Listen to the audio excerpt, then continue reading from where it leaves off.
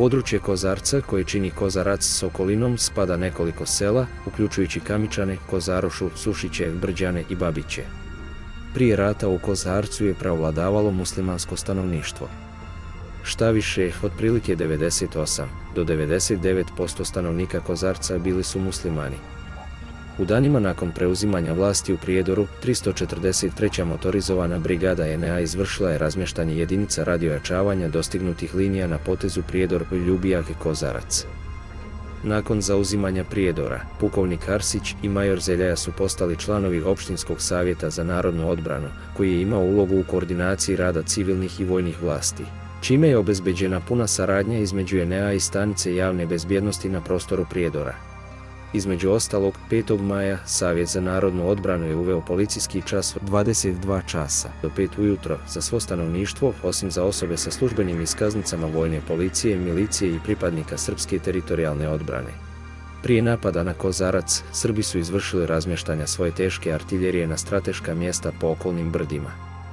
Većinu svojih artiljerijskih sredstava Srbi su postavili na jedan vojni poligon na Kozari, koji je bivša JNA koristila za obuku regruta. Sa tog, inače strateški važnog položaja, agresor je mogao držati pod vatrom cijelo područje Kozarca.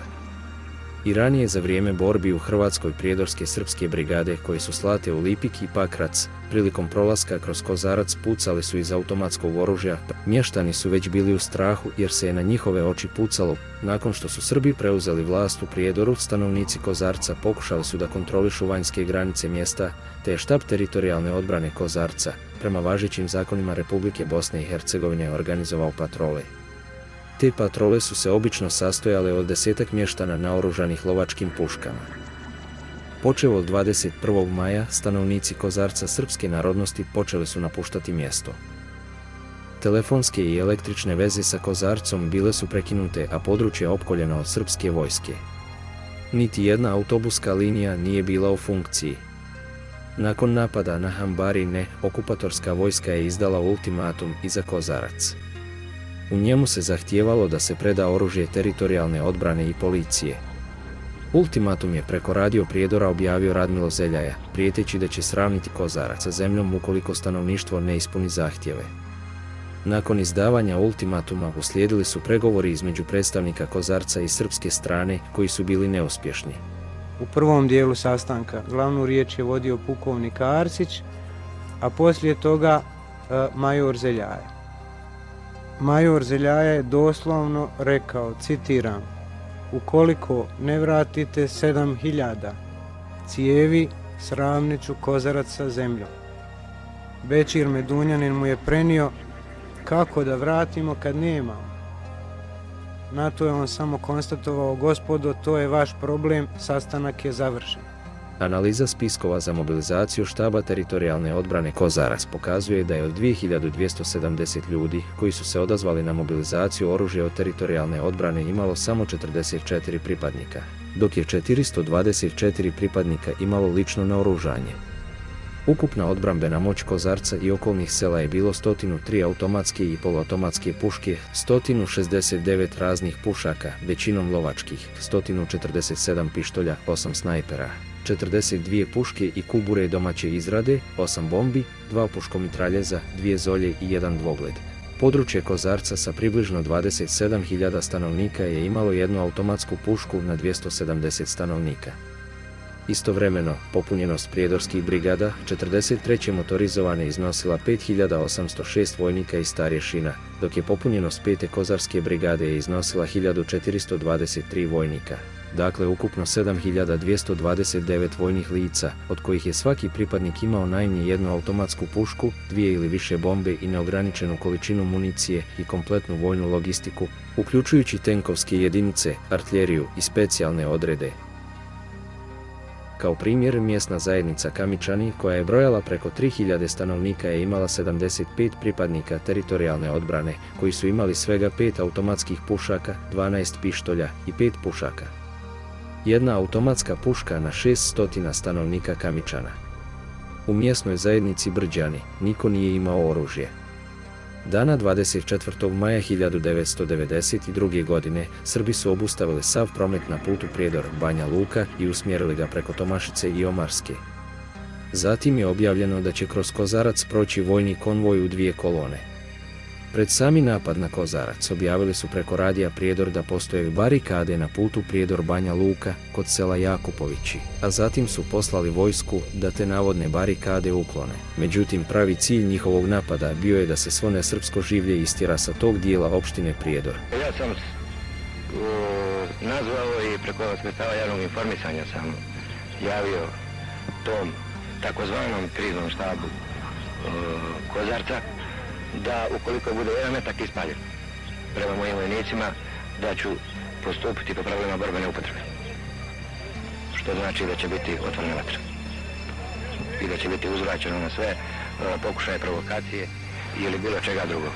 Dosta smo mi davali naše vojnike i dosta je bilo strpljenja i ovo nije ni Tuzla, ni Sarajevo i nikakvo zaustavljanje kolona. Pretres starešina, vojnika i motornih vozila vojnih ne dolazi više u obzir. Prijetnja Radmila Zeljaje teritorijalnoj odbrani Kozarac, koja je bila jedina legalna oružana snaga na području opštine Prijedor, najbolje dokazuje njegov zločin sa predumišljajem protiv civilnog stanovništva Kozarca. Zapovjednik agresorskih snaga Zeljaja naredio je izvođenje još jedne akcije srpskih jedinica protiv legalnih odbrambenih snaga Republike Bosne i Hercegovine. Zeljaja naređuje tenkovski napad na punkt teritorijalne odbrane u selu Jakupovići kako bi mogao izvršiti plan istrebljenja nesrpskog stanovništva iz opštine Prijedor. Kad su se vojni konvoji približili Kozarcu, vojnici iz konvoja su otvorili vatru na kuće i kontrolne punktove, a istovremeno su sa brda ispaljivali granate. Pucalo se na stanovništvo koje je bježalo s tog područja. Granatiranje je bilo intenzivno i nije popuštalo, kako kaže jedan očevidac, svake sekunde je padala po jedna granata. Prvo je počelo granatiranje teškom artiljerijom po cijeloj oblasti Kozarca. Granatirano je sa oko 11 različitih mjesta, sa Benkovca na Kozari, sa Topića brda, sa aerodroma u Prijedoru, iz Gornjih Orlovaca, iz Babića, iz Balta, se brda kod Ljubije te s tenkovima iz nekoliko pravaca. Cijelo područje su držali oko 24 sata pod neprekidnim granatiranjem gdje su ispalili oko 5600 granata različitog kalibra. Jedno dijete žensko kojim su obje noge potkoljenice su bile odbijene i curica je umirala. Imali smo jedno dijete. Nisam dobio dozvolu za djecu ni za druge koji su tu bili i bili su jako odgovori koji uopšte nisu konkretni, ni jedino što su rekli to je umrite balije. Čuo se smijeh u pozadini i onako ćemo vas sve pobiti i to je bio sav razgovor. U napadu je učestvovalo više od 5000 vojnika i boraca. Kozarac je spaljen, a civile koji su bježali srpske snage su autobusima vozili prema Prijedoru. Prije ulaza u Prijedor razdvojili su muškarce od žena. Muškarce su deportovali u već pripremljen logor u prostorijama fabrike Keraterm. Žene i djeca su deportovani u sportsku dvoranu Mladost u Prijedoru. 24. maja su srpske vlasti u Prijedoru izvanično otvorili prvi koncentracioni logor u Europi nakon Drugog svjetskog rata, dok su glavni kumovi bili Vladimir Arsić i Radmilo Zeljaja.